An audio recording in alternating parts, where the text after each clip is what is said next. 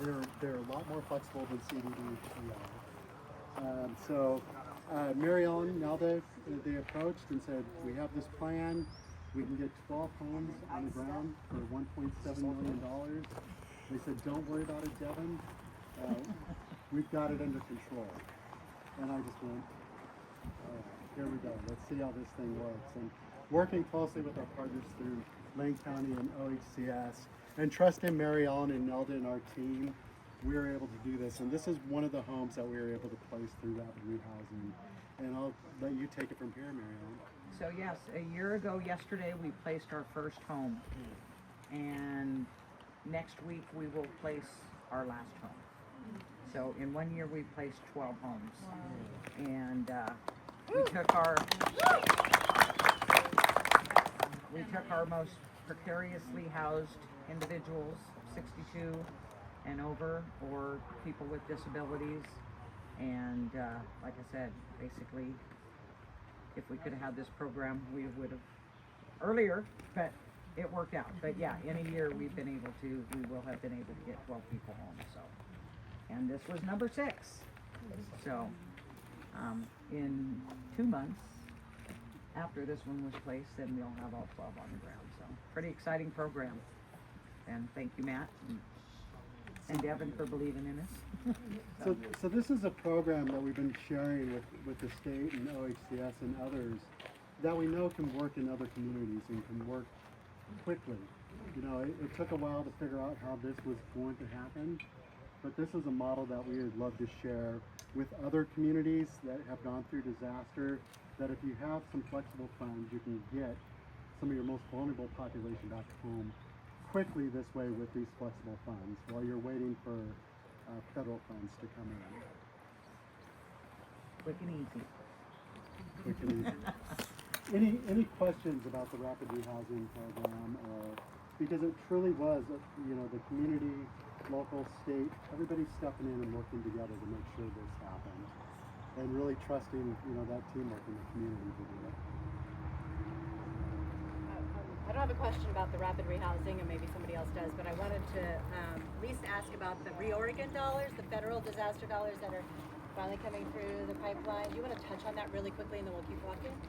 I'm going to let Neil touch on that. I'm right or here. Nate. Either one of us. Yeah, both Please. of us. There you go. There's a lot to talk about. So currently, there's a HARP program, Homeowner Assistance Reconstruction. It's for homeowners at the time of the fire. I believe there's about 19 or 20 folks working through that. So OHCS works with the LTRG. Brenda and Mary Ellen are our intake specialists, so they're working directly with the homeowner fire survivors, getting them through the application process, working through all of the requests for documentation.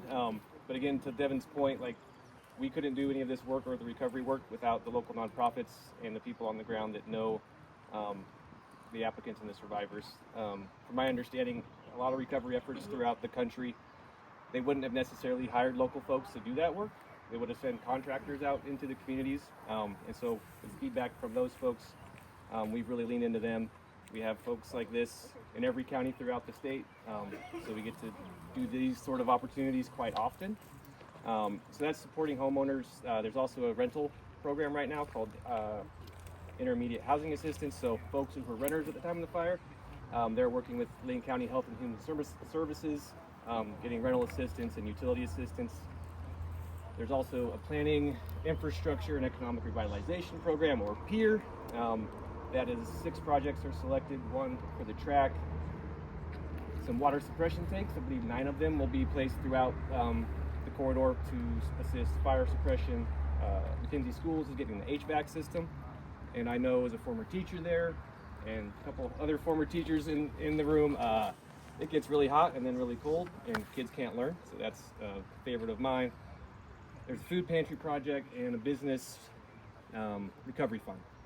So all told about $7 million within that PEER project, and those are all going to be administered through the county. And then the last thing, I may have missed a few, but there's affordable housing development. That's about $15.5 million.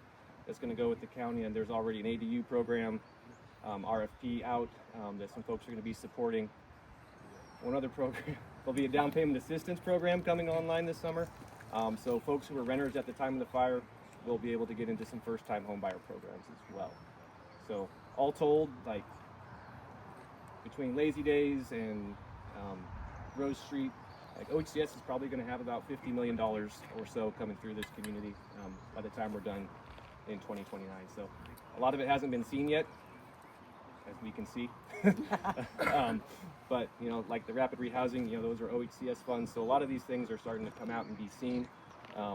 But yeah, progress is not where we want, but we've done a lot. And again, like the people on the ground, Matt McRae, like we can't do this work from a state level without the people on the ground. So that was my shtick on talking points. What did I miss?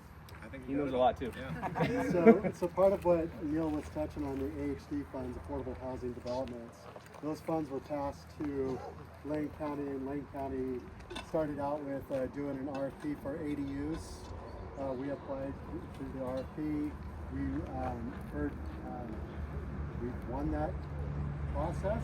Now we're just working through the negotiation side of things, the policies, really figuring out what that will look like. And we're hoping to get ADUs on the ground. We were told, if we're lucky, winter or maybe summer 26. As fast as you As possibly fast We as don't you do possibly timelines. can. Thank you, Matt. That's why I wanted you out there. Don't put a date on it. But you know, we want those funds on the ground so we can get more affordable renters up here as quickly as possible. So we'll be working closely with OHCS, Lane County to make sure that that starts happening. And another part of that is possibly for cluster housing. So we're hoping the community land trust model can continue to build and grow. So we're hoping some of those funds can go that direction as well, because we're proving that we know how to do this work and we know how to work in collaboration with county and state folks. And so, and then the peer funding, like you had mentioned, one of the things for the school receiving dollars for the HVAC units, that will also help support in times of need. If firefighters and others need a place to stay. Right now they can't stay at the school because they have no place to sleep, cool down. But by having that unit put in place, we're going to be able to support these people that help support us in times of need.